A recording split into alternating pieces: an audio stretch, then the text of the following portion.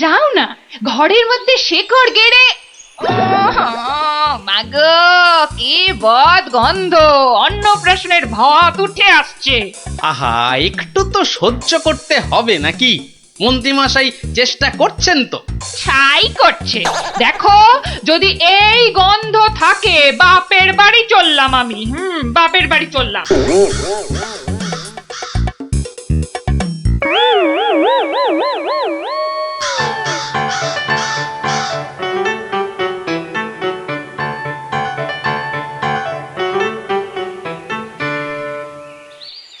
ভারমশাই, ভারমশাই আছেন? গোপাল দাদু, ও গোপাল দাদু! গোপাল দাদু, গোপাল দাদু। আসছি আসছি। এই যে, এই তো আমার নাতি নাতনির বাহিনী। তা তুমি কোত্থেকে বিজ্ঞানী? হ্যাঁ, তোমার নাতি নাতনিদের দলের সঙ্গে চলে গেছিলাম নদী তীরে, ওই ফলের বাগানে। বাহ বাহ বাহ! ও পুটি, কিরে ন্যাপলা, কেমন দেখলি ফল? ফল তো রাশি রাশি, আম, জাম, লিচু, ফলসা। কিন্তু ফলের ব্যাপারীরা সব ফলের গাছ জাল দিয়ে ঘিরে রেখেছে। একটা মাছিও গলতে পারবে না। আর গোপাল দাদু, নদী পাড়ের বনে আর গাছ থাকবে না, সব কেটে কেটে নিয়ে যাচ্ছে।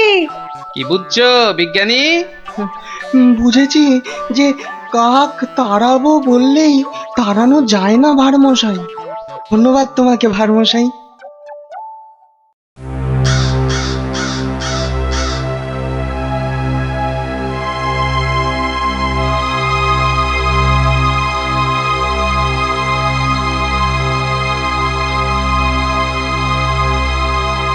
কি হলো? আরে মন্ত্রীটাকে পাওয়া গেল? পাওয়া তো গেল, কিন্তু আবার কিন্তু কি? পাগলা হয়ে গেছে, একা একা বিড়বিড় করছে। এসে পাই, জানা নিয়ে আয় না এদিকে।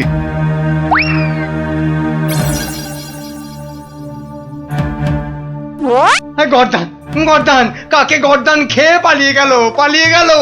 ও সব পাগলামি করলে চলবে না। তাই তো, তাই তো! ওই গ্যাঁদাল পাতার রস, বিচি কিচ্ছিরি গন্ধ। ওয়া! থু, থু। এই এই ওই জল্লাদের কাছে গিয়ে ওয়াক ওয়াক করো, যাও যাও। মন্ত্রী মশাইকে জল্লাদের কাছে পাঠালেই কি কাকেরা দলে দলে ফিরে যাবে রাজামশাই? এই তো গোপাল, গোপাল, গোপাল, নদিয়াকে বাঁচাও গোপাল। এই মন্ত্রী, পণ্ডিত, কোটাল, সেনাপতি কেউ কেউ পারেনি। আমিও পারবো না রাজামশাই। হ্যাঁ, পারবে না?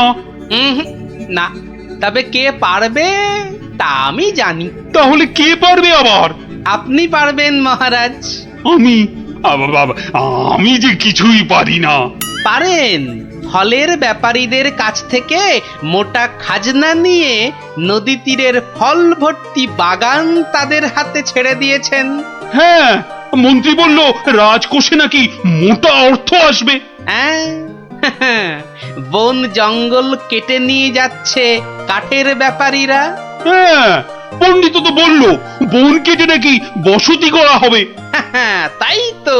তাই তো কাক বাসা বাঁধতে পারে না, পাখি সব অন্য দেশে পালিয়ে যায়। বনের প্রাণী খাবার না পেয়ে পালিয়ে আসে আমার নজরে একটু খাবার খুঁজতে। বড় শিক্ষা হয়েছে গোপাল, বড় শিক্ষা হয়েছে। এই তো, এই কথাটাই আমারও মনে হয়েছিল। এই গোপাল জানতে পেরে মানে মানে এবার কি করব? কি করবে মন্ত্রী মশাই? গেঁদাল ছড়াবে নাকি জাল টাঙাবে?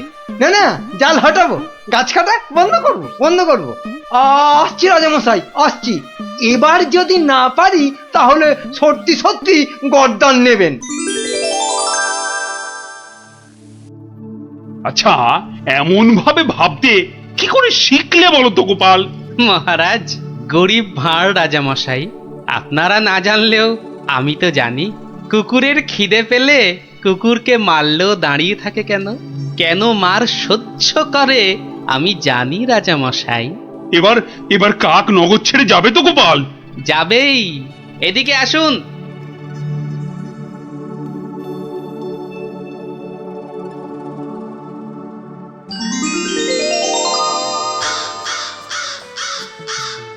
ওই যে ওই আকাশের দিকে তাকান রাজামশাই, মন্ত্রীমশাই কাজ শুরু করেছেন। হ্যাঁ, কি করে বুঝলে? ওই দেখুন আকাশের বুক কালো করে কাকেরা ফিরে যাচ্ছে। এ কি, এ তো ঝাঁকে ঝাঁকে কাক। হাত পেটা উপসী কাক যে এবার খাবার পাবে, বাসা বাঁধবে। ওরা আর এখানে পড়ে থাকবে না রাজামশাই। ভালো থাকো বাবা, তোমরা সব ভালো থেকো, খুব ভালো থেকো। বাবা,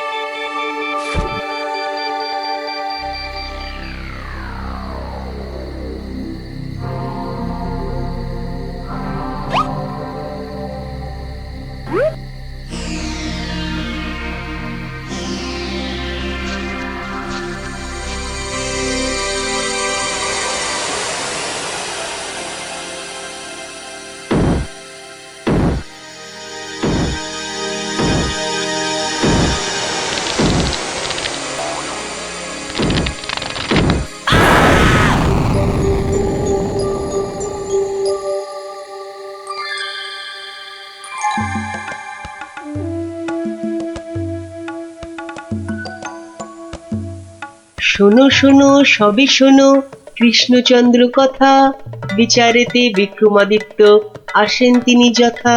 তাঁর সভা যেন ইন্দ্রের সভা, যে না বোঝে তাঁর গুণ সে একটি গবা। হয়েছে হয়েছে, এবার অন্তত সবার কাজটা শুরু হোক। আয় সেনাপতি। সেনাপতি মশাই হাজির। ওহ, হাজির রে বাবু হাজির। আগে একটু হাঁপ ছাড়তে দে। আরে বাবা, অত হাঁপাহাঁপির দরকার কি ছিল?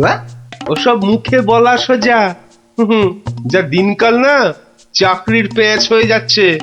কেন সেনাপতি, কিসের প্যাঁচ? শুনলাম নগরে নাকি কার বাড়ির পাঁচিল চাপা পড়েছে একটা চোর। এই দেখো কাণ্ড, এই চাপা পড়ার আর জায়গা পেলি না, এই কার বাড়ির দেওয়াল চাপা পড়লি রে ভাই? কস্য দেয়ালস্য তলায় চাপাল। সে কথা এখানে বলা যাবে না, অসুবিধা আছে। কিসের অসুবিধে? মহারাজ চান শুধু সাদা সত্যি কথা, মিথ্যে যেন নাহি থাকে একরত্তি তথা। বললে কিন্তু দোষ বেরোবে। বেরুক দোষ, তাতে কি? বেরুকং দোষ বেরুকং। তাহলে শুনুন রাজকবি, আপনার বাড়ির দেয়ালে চাপা পড়েছে নগরের বিখ্যাত চোর রেদা। কে ঠেলা সামলাবে এবার? রেদা? হ্যাঁ রেদা। মরার আর জায়গা পেল না, শেষে আমার পাঁচিলের তলায়। ওই জন্যই তো চুপ করে বসে আছি ভায়া। অপঘাতে মৃত্যু, পরে 5 মোহর পাঠিয়ে দেব। রেদার মতো এমন একটা মানি চোর। ঠিক আছে ঠিক আছে, তাই করো তাই করো। ও কথা বলবেন না রাজামশাই, আপনার রাজত্বে এরকম হওয়া উচিত। একটা নিরীহ সৎ চোর সৎভাবে বাঁচতে পারবে না, বলুন? তাই তো। হ্যাঁ ঠিক ঠিক, তা তো বটেই, তা তো বটেই। কবি মশাই। মহারাজ মহারাজ আমি কিচ্ছুটি জানি না, মা সরস্বতীর দিব্যি। কেন যে ওই সৎ চোরটা মানে হলো, আমি তো ঠিক মানে। কত বড় শিল্পী, একবার একটা। থাক থাক, আজ সভা বন্ধ। আমাকে বরং একটু ভাবতে দাও। হ্যাঁ,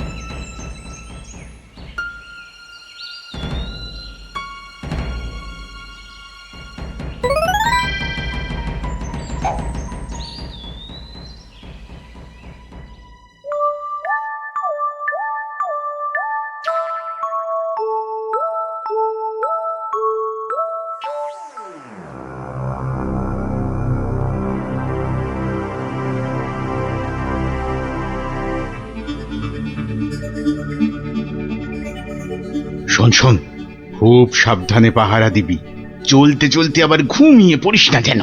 না রে বাবা না, বাবা রাজামশাই ভাবছেন, ভাবনা ভেঙে গেলেই গেল।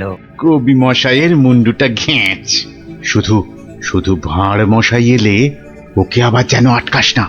আরে না রে না, বেশি কথা কোস না তো, ঘুম পেয়ে যাবে। এই মন্ত্রীটা হয়েছে একটা একটা বুদ্ধিও যদি বাতলাতে পারে, মাথা মোটা কোথাকার। পাঁচিলটা গাঁথার সময় যদি না দেখে তাহলে তো বিপদে পড়বেই। একেবারে যথার্থ কথা। তা বলে মন্ত্রী মশাই একটু ভাববে না? কবি মশাই বন্দি, মন্ত্রীর মাথায় নেই ফন্দি। মন্ত্রীর তবে কি দরকার? মন্ত্রী ছাড়াই থাক সরকার। আহা, অত বড় মহাগুণী চোর একবার মন্দিরে পুরুত ঠাকুর পুজো করছিল, তলা থেকে আসনটাই হাত সাফাই করে দিল। তাহলে রানীর সোনা দিয়ে বাঁধানো দাঁতটা হাসতে গিয়ে হারিয়ে গেল। শেষে জানা গেল ওটা নিয়েছে ওই রেদা চোর। একেবারে যেন শিল্পী চোর। হ্যাঁ, একবার আমি মনে মনে পদ্য ভাবছিলাম, সেটাও পট করে বের করে নিয়ে ধাঁ। আর এই শিল্পী চোরকে মেরেছ তুমি? না না না না না না, এসব একেবারেই সহ্য করা যাবে না। প্রণাম রাজামশাই। এসে গেছো? হ্যাঁ, তা শুনেছ তো সব ব্যাপারটা? হ্যাঁ শুনলাম তো রাজামশাই, তবে তাহলে কবি দায়ী তো? সবচেয়ে দায়ী রাজামশাই ওই রাজমিস্ত্রি। এত বিশ্বাস করে কবি তোকে পাঁচিল গাঁথতে দিল, আর তুই ফাঁকি দিলি? কি রে? হ্যাঁ, তাই তো বটে। আমি ঠিক এই রকমই ভাবছিলাম। তুমি ভাববে না ঘেঁচু?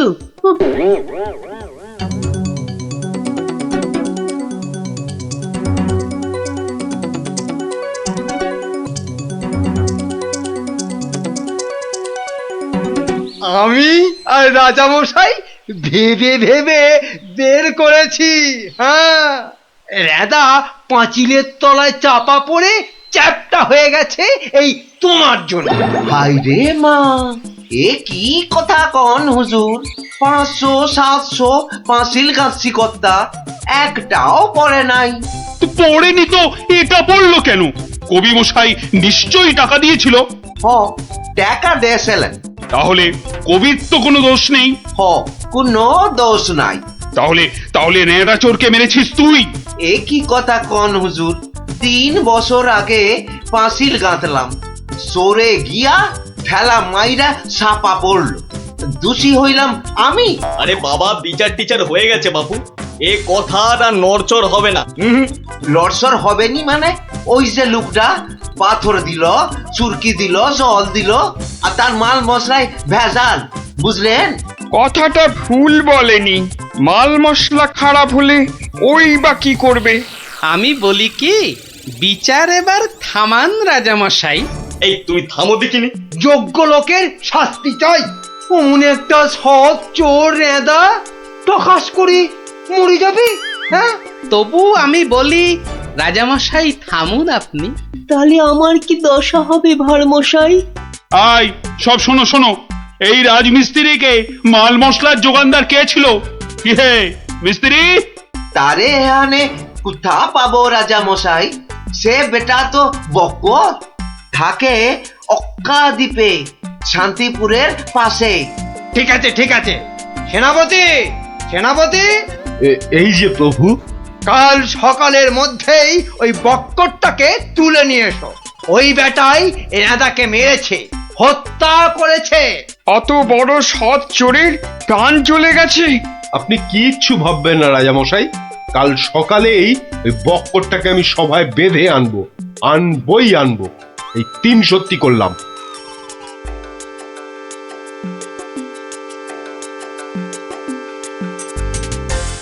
হ্যাঁ বক্কর, তোমার জন্যই তো রেদা। রেঁদা? আগে শোনো না মন দিয়ে। রেঁদাকে আমি চিনি না কর্তা। হ্যাঁ, তুই চিনবি কোত্থেকে? কোত্থেকে চিনবি? কোত্থেকে চিনবি? মহামানব একটা, মেরে ফেলেছিস। আমি মেরে ফেলেছি? হায় হায় হায় হায় হায়, আমি কোনোদিন একটা পিঁপড়ে পর্যন্ত মারিনি। জানেন জানেন আমি রোজ ষাঁড়কে জিলিপি খাওয়াই। হ্যাঁ, আর বাড়ি তৈরির ভেজাল মাল মশলাও জোগাও তুমি। ওই ভেজাল মাল মশলা দিয়ে রাজমিস্ত্রি পাঁচিল বানিয়েছে, আর নিরীহ একটা চোর ওই পাঁচিলে একটু ধাক্কা দিয়েছে, ব্যাস। ধাক্কা দিয়েছে? ব্যাস, পাঁচিলটা হুড়মুড় করে পড়ে গেল, আর তাতেই চোরটাও চাপা পড়লো। তাহলে তুই দায়ী তো? আমি দায়ী হব কেন হুজুর? তবে কে হবে? বলে ফেল। আজ যদি কেউ দায়ী থাকে, চুনে চুন নেই, সুরকিতে সুরকি নেই, পাঁচিল গাঁথলেই হলো না? হ্যাঁ, তাহলে আমি কি করব? তবে কে হবে সে বললে তো চলবে না। বলছিলাম কি রাজামশাই, আমি একবার জিজ্ঞেস করব। তুমি জিজ্ঞেস করলে কিচ্ছু হবে না। না না, করুক না, জিজ্ঞেস করুক। বেশ, তা হ্যারে বক্কর, এই তো অবস্থা দেশের, আর তো বাড়ির মাল মশলা জোগাতে পারবি না বাবা। কি করব মশাই? ওই তো সেনাপতি মশাই আছেন, ওনাকেই জিজ্ঞেস করুন না। ওনার তামুকের দাম দিয়ে তবেই তো জিনিসপত্র দিতে পারি। হ্যাঁ। না, আমি ওই তামাক খেয়ে চুপ!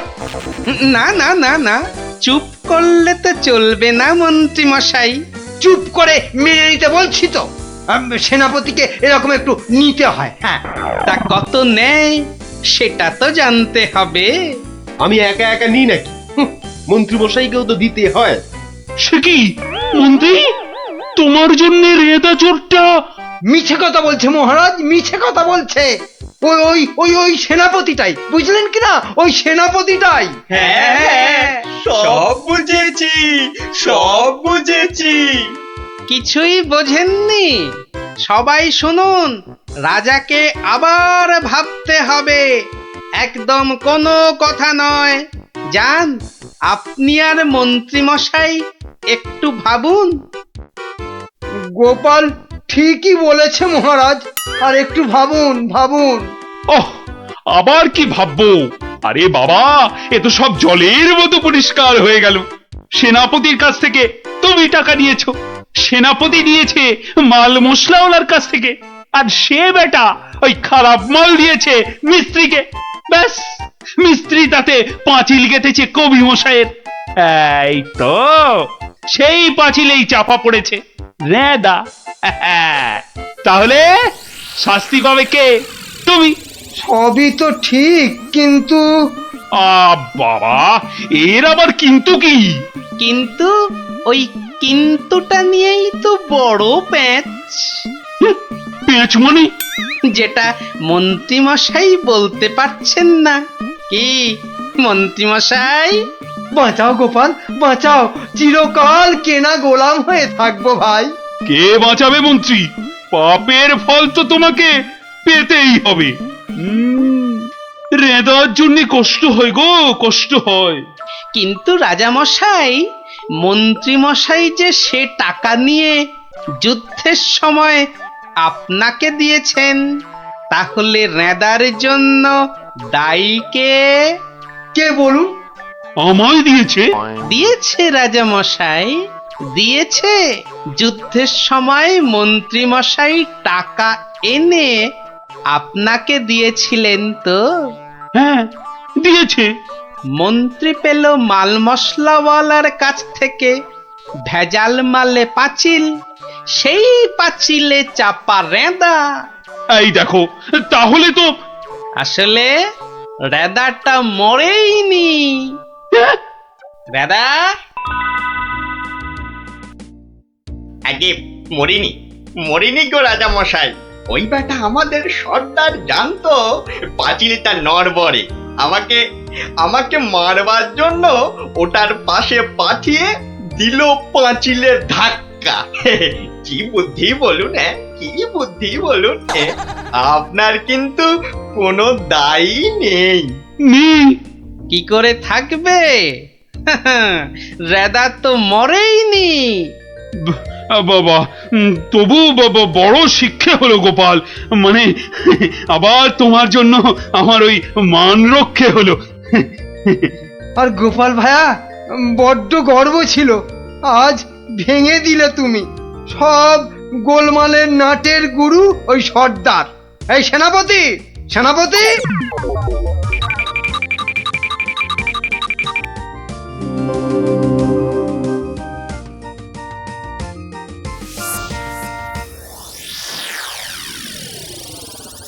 ধন্যবাদ গোপালচন্দ্র, ধন্য তোমার মাথা। তোমার মাথায় বঙ্গবাসী ধরবে সোনার ছাতা।